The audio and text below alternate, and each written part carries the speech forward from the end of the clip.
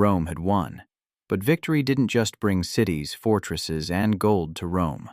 When the legions returned, something else came with them, something history books often dismiss in a few lines or ignore entirely. Now imagine yourself in 70 AD. You're standing by the side of a dust-covered road. The air is dry and heavy. The sun, nearing sunset, hangs frozen in the sky. In the distance, a triumphal procession moves toward Rome. Banners snap in the wind with harsh movements. Bronze armor reflects sunlight in sharp flashes. Thousands of hobnailed sandals strike the ground in the same rhythm. The legions march in perfect order, like a walking symbol of discipline, order, and victory. And in the middle of that order, there are hundreds of women bound together with iron chains, eyes empty, faces numb with exhaustion. Many have already understood a terrible truth. Death might have been more merciful than what awaits them. They weren't marching as prisoners in the modern sense. They were being paraded as living proof of Rome's absolute power. This is the story of what really happened after Roman conquests, the story of how, when a city fell, when legions broke down the gates and entered, the fate of captured women transformed military victory into something far darker. What you're about to hear isn't speculation. These are found in generals' letters, ancient historians' narratives, and legal records preserved for nearly 2,000 years. Yet these details have often been carefully removed from both school curricula and cinematic epics, because some truths are too disturbing when told plainly. Before we continue into this deliberately forgotten history, you can support this channel that tries to tell the past as it was. Subscribe and leave a like. It may seem like a small gesture, but it allows us to continue telling the stories that power tries to erase. We're usually taught about Rome's glory, invincible legions conquering the known world, victorious generals applauded by crowds as they marched down the Via Sacra, prisoners of war displayed as symbols of imperial supremacy. The official narrative is simple. According to the official narrative, the fate of prisoners was clear: sent into slavery. They would be worked in mines, distributed to large farms, or given as servants to wealthy patrician households. A harsh life, certainly, but it's told as one of the normal consequences of ancient warfare. This is the story that survives to this day. Clean, orderly, and almost clinical. But the documents we have paint a very different picture. A military report from 106 AD, from Trajan's time, records that approximately 15,000 women were captured after Rome's conquest of Dacia. This document is preserved today in the British Museum. The official text only says they were distributed among the legions and then dispatched to different provinces.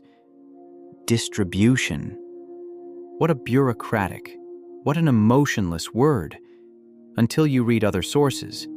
Letters soldiers sent home, personal notes found in abandoned forts, diaries kept not to write history, but simply as memoirs. Then this word takes on an entirely different meaning.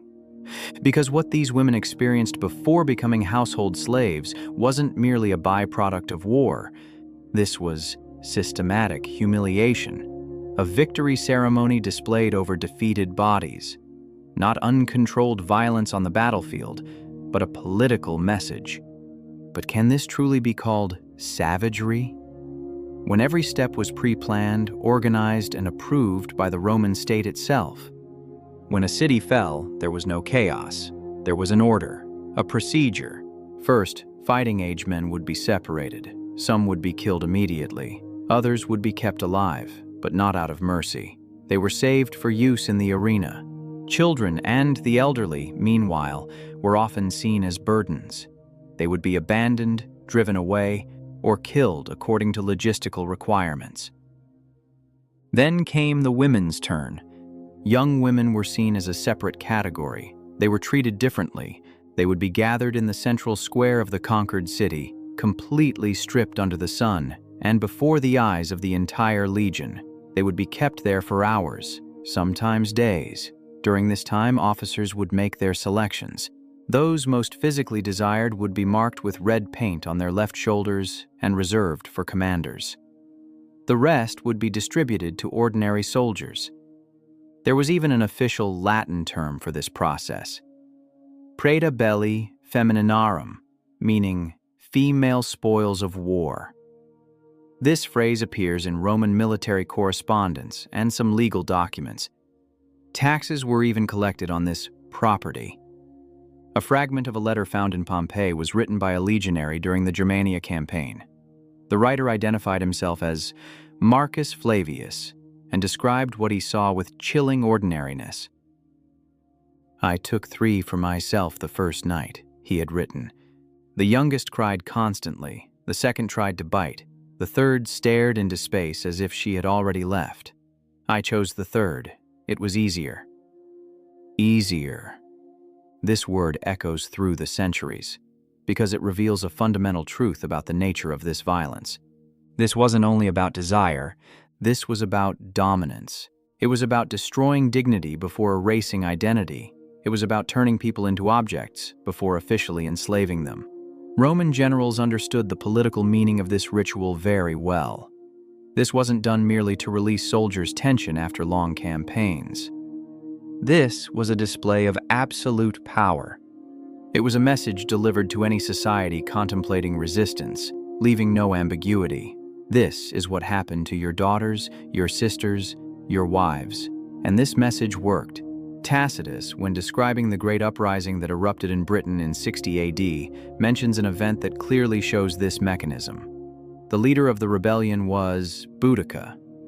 Tacitus records that after Boudica was captured, she and her daughters were humiliated by Roman officers in front of everyone.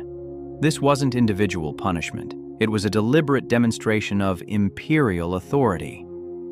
The warrior queen who dared challenge Rome was turned into a spectacle. Her daughters, princesses by birth, became teaching tools. When Boudica later rose again, she was no longer fighting only for land. She was fighting for a vengeance that could never be satisfied, for honor that could never be restored, for silenced screams. She was defeated, and what happened to her tribe's women after the rebellion was completely suppressed, was never fully recorded. All we know is this: Britannia never mounted another major rebellion for 300 years. Was this silence proof of peace? Or the result of fear so absolute that even the courage to speak had been destroyed? But this was only the beginning. After the first days, after the ritual of domination was complete, the second phase would begin. Bureaucracy, the transformation of humans into property. Survivors would be branded. Hot irons would be pressed into their flesh. These marks would show which legion captured them and during which campaign they were taken. Ownership symbols were carved into skin, often on their faces so they could never hide their status. Then the transfer would begin. Women would be bound in chain groups of 10 or 20 and marched hundreds of kilometers toward ports. When they arrived there, the women wouldn't immediately board ships. First, they would be locked in dark, humid warehouses, the same buildings used to store grain and olive oil. They would be kept there until enough ships were ready. In other words, they were stored. A commercial inventory recorded in Alexandria and dated to 115 AD lists a merchant ship's cargo: 340 amphorae of wine, 120 barrels of wheat, 89 women from Judea, 14 Berber horses. The women were written alongside wine and horses, in the same ledger, in the same accounting category, with the same logistical value. The sea voyage would take weeks. Women would be locked below decks, chained in rows in spaces so narrow they could barely move. There was no room to stretch out. Daily rations were carefully calculated, enough to keep them alive. No more. Many would die during the journey, from disease, from thirst, or simply from surrender. Bodies would be thrown into the sea without ceremony. No records kept. A first-century examination of Roman agricultural management notes that a loss rate between 20% and 30% during the transport of war captive women was considered acceptable. Acceptable, as if discussing spoiled goods. And finally, when they reached Rome or one of the empire's other major cities, The next phase would begin. Auctions. These sales were conducted in special markets established for examining and selling people. These weren't hidden places. They operated openly, regulated by law, taxed by the state, and visited by Rome's wealthiest citizens. Buyers would walk slowly through the rows. They would examine bodies as if inspecting animals. Hands would press into flesh. Teeth would be checked. Mouths would be forced open. Signs of disease, injury, or pregnancy would be carefully sought. Every flaw would lower the price. Every sign of youth would raise it. The youngest and most physically desired women would sell for extraordinary prices. They were purchased by patrician families, elite brothels, and temples offering special services to certain Eastern cults. Owning such women was considered social prestige. They were spoils, living proof that conquest extended not only to the battlefield, but into people's private lives. The rest would enter another category, those whose appearance was damaged during transport. Those bearing scars, those who resisted, or those who collapsed mentally would be sold in bulk. Mines, farms, workshops. In these places, a slave's lifespan often didn't exceed even 5 years. But there was a fate feared more than even the mines: the brothel. Such places existed in every major city of the empire. They were legal, state-regulated, and taxed. The Roman state took a share from every transaction, and women captured in wars were the most demanded product of this market. Why? Because they were foreign. Because they belonged to defeated peoples. Because humiliating an enemy's daughter gave even an ordinary Roman man the feeling of being part of the conquests. A man who had never carried a shield, never swung a sword, could feel like a victor for a few coins, a conqueror born from someone else's victory. A graffito carved into a brothel wall in Pompeii shows this clearly. Here I was with a Britannica. Rome is eternal. Even the most intimate act had been transformed into a political display. The women in these places had no names. They were known only by their origins: Gallic, Germanic, Jewish. Their identities had been erased, replaced by geography and defeat. The cells where they worked were less than 2 square meters. They had no windows. Instead of a door, only a curtain hung. A woman was expected to be with 10 to 20 men per day. On feast days, this number would increase further. There was no retirement, there was no release, there was no exit. Many turned to suicide. Some lost their sanity completely. A very small number managed to survive long enough to gain freedom, but even freedom couldn't erase what happened. The brand on their faces would remain. The memories in their bodies would remain. A 2nd-century Roman physician, Soranus of Ephesus, wrote a comprehensive study on women's diseases. In this text, considered important in medical history, he also addressed ailments commonly seen in women sent to brothels after wars. He described chronic inflammations, sterility appearing at an early age, relentless bleeding, and how bodies collapsed over the years. Then, as if adding a nearly trivial note, he included a practical recommendation. He wrote that brothel owners needed to renew their female stock every 3 or 4 years, because after this period, according to his statement, the merchandise lost both its commercial value and productive capacity. Renew stock. As if discussing replacing a broken amphora or a cracked pitcher. And this massive order built on dehumanization was completely open. Nothing was hidden. Nothing was denied. No one was ashamed. All of this was seen simply as a natural part of order, like the logical and inevitable consequence of military victory. Rome had won. And the defeated paid the price with everything they were and everything they could have been. But a disturbing question arises here. How much of this calculated coldness still exists today? Just under different names and different justifications? Behind this wall of historical silence lies another dark truth. There are almost no first-hand accounts. The victims themselves left no written testimony. They couldn't write in their conqueror's language. They had no access to writing tools. And even if they had access, who would have preserved their words? Yet there are rare exceptions, and often these are history's most disturbing lines. In the 2nd century, the name of a woman called Blandina suddenly appears in early Christian texts. She was captured during a Roman campaign in Gaul. Later, she was enslaved and forced to serve in a Roman household. There, she converted to Christianity. When her faith was discovered, she was arrested and interrogated. A small portion of what she said during interrogation when describing her past was recorded. She is reported to have said, "They asked me if I feared death. I told them I had already died many times. I died the night my village burned. I died when they drove us toward the sea. I died in the ship's dark hold. I died the moment a Roman man first called me property. Dying before the lions will only confirm what is already true."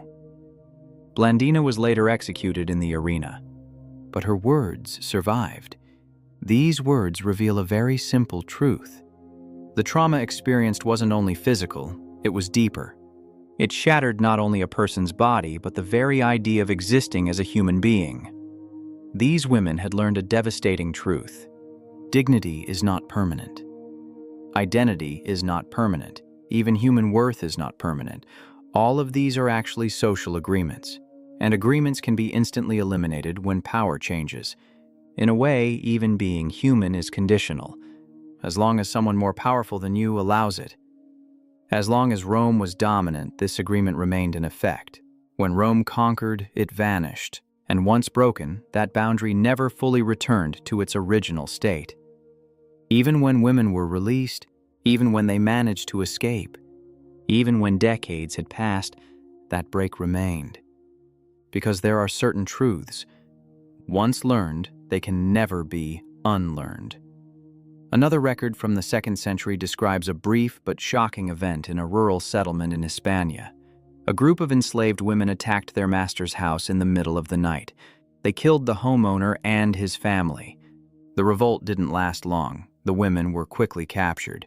In the trial records, the group's leader is identified only with a single phrase: red-haired Germanic woman. Not even her name was written. She was brought before a Roman judge before execution, and she spoke only once. "You taught us that the world belongs to those who use violence. We simply applied the lesson." Then she and the 17 others captured with her were crucified. But these few sentences survived, because they laid bare the contradiction at the center of Roman order. Rome saw itself as civilization. It believed it brought order to a barbaric world, that it brought law, discipline, and structure, that it elevated humanity through conquest. But this civilization was also built on systematic violence, on the calculated exploitation of the bodies and lives of the defeated. And when the defeated turned the same logic back on Rome, they were no longer part of order. They were deemed criminals. A Roman historian living centuries later almost inadvertently touched on this contradiction. Ammianus Marcellinus, writing his chronicles in the late 4th century, makes an odd observation while describing Hun invasions. During these raids, some Roman women were captured, but the historian writes that the expected reaction often wasn't seen. The women weren't panicked, they weren't openly defiant. Most simply seemed to have quietly accepted their fate, as if they saw something familiar in what was happening to them, perhaps a distant reflection of the past, the returning shadow of what their ancestors once did to others, like history folding back on itself, Rome reaping what it had sown centuries later. But this awareness saved no one, not those Roman women, nor the horror that awaited them. The only thing that emerged was a disturbing truth. Humans have an almost limitless capacity to turn others' suffering into a system. They make it tradition, they make it routine, they transform it into a normal that seems to have always existed. Then one day, that system collapses. But another system is already waiting beneath it. The machine only changes hands. The logic remains the same. This leads to an inevitable question. Have we truly progressed? Or have we only changed the clothing of the same oppression? History books rarely devote more than a few paragraphs to the fate of war prisoners in ancient times. When women are mentioned, the language becomes particularly vague: enslaved, exploited. There's a reason for this careful silence. Carlo Ginzburg once made this observation: the boundary between the sacred and the profane is extremely thin, and often what draws that boundary is power. Rome is presented as a model of civilization in the Western world. Roman law influenced the foundations of modern legal systems. Rome's military organization inspired the structure of contemporary armies. Roman architecture is still imitated in capitals around the world today, but confronting the true nature of systematic sexual violence in Rome would require questioning the foundation of this admiration. It would require acknowledging that civilization has a price, and that this price is most often paid by the most vulnerable people. This is why we often choose another path: elegance, silence. We usually look at the aqueducts, the Roman roads, the legal system, the engineering marvels. But we don't look at the stories of the people who made those structures possible. Julius Caesar is often described as a brilliant military genius. His victories in Gaul, his tactical intelligence, and his political power that transformed Rome are praised. But the fact that those campaigns resulted in the enslavement of hundreds of thousands of women and children usually remains in the footnotes. Films show us gladiators fighting for freedom in the arena, but they don't show the world just outside the arena. For example, the brothels in the immediate vicinity of the Colosseum. The men waiting in line for newly brought captives. That spoils of war weren't only gold or land. We don't see these, because seeing would be disturbing. Yet history often demands precisely this discomfort. In a museum in London, there's a small gravestone dated to the 2nd century. It was once uncovered near a Roman fort in Britain. The inscription on it is short and in an almost embarrassed tone. Here there was once a woman. Her name was forgotten. Her homeland was forgotten. May the gods show her more mercy than Rome did. There's no name, no story, only the acknowledgement of a pain too heavy to be carved into stone. So how many such lives were there? Probably millions. Throughout more than 6 centuries of Roman expansion, countless women went through the same cycle: born free, captured, humiliated, enslaved, and finally erased from history. Their lives became numbers in military reports, lines in commercial inventories, footnotes in history books most people never open. But each number was actually a human life. A girl with a name, a girl with parents, a girl with dreams. A woman who loved and was loved, and one day reduced to an object by men who believed victory gave them this right. What happened wasn't the result of one night's uncontrolled rage. It was a repeated pattern, a practice with rules, recurring, habitual. In other words, this wasn't civilization's failure. It was civilization functioning exactly as designed. As some thinkers would later argue, war is often not the collapse of order. On the contrary, it's one of the fundamental tools that makes the establishment of states possible. Great political structures are often built on the capacity to organize violence. Rome is one of the striking examples of this. These scenes of horror weren't products of chaos. On the contrary, they were part of an extremely orderly system. The machine worked flawlessly. Soldiers followed procedure. Merchants did business. Citizens visited licensed establishments and paid their taxes. Everything was legal, everything was justified, everything was accepted as normal. At this point, a disturbing question arises. How many modern systems use the same language today? How much oppression is defended in the name of necessity, security, or order? The screams of millions of women whose names were never carved in stone can still be imagined beneath those ancient ruins. Rome didn't rise only because of its engineers and generals. It was also built by people who paid an invisible price with their bodies and their lives. A poet once wrote that people who lived in the past weren't worse than us. They simply didn't know some things we would later discover. But did they really not know? Or did they know everything perfectly well but choose to ignore it? Because there were records, there were documents. For anyone who wanted to know, the truth was actually out there. The Romans recorded almost everything. With meticulous bureaucracy, regular reports, detailed lists, the problem was never not knowing. The problem was knowing and accepting. The problem was complicity. Today, when we speak of Rome's greatness, when we ignore its foundations built on suffering, when we tell the young about the legion's glory but don't tell what happened after victory, when we consume stories about emperors and gladiators while comfortably forgetting everything else, aren't we becoming part of the same silence? Aren't we continuing that silence that began 2,000 years ago? Truth is often disturbing. This is why people usually prefer, not the truth, but comforting myths. We like simple heroes, but we don't want to see that nearly every greatness in human history was purchased with a terrible price. It's easier to believe the past was different. It's more comfortable to think we've progressed. It's safer to say we would never do the same things. But often the same things continue. Sexual exploitation in war zones didn't end with Rome. Turning people into marketable objects didn't end with Rome.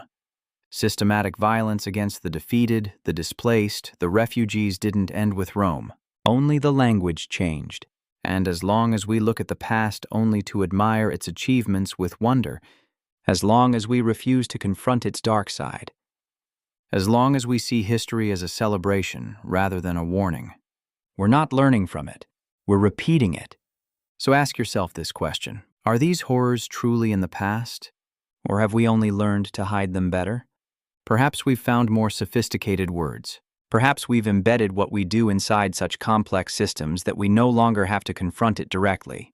So is the difference between us and the Romans truly moral, or is it only technological? When you close your eyes at night, when the world falls silent and only your own conscience remains, can you hear that voice?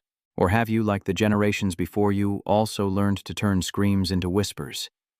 Whispers faint enough to be lost in the wind. Because in every age, power does the same thing.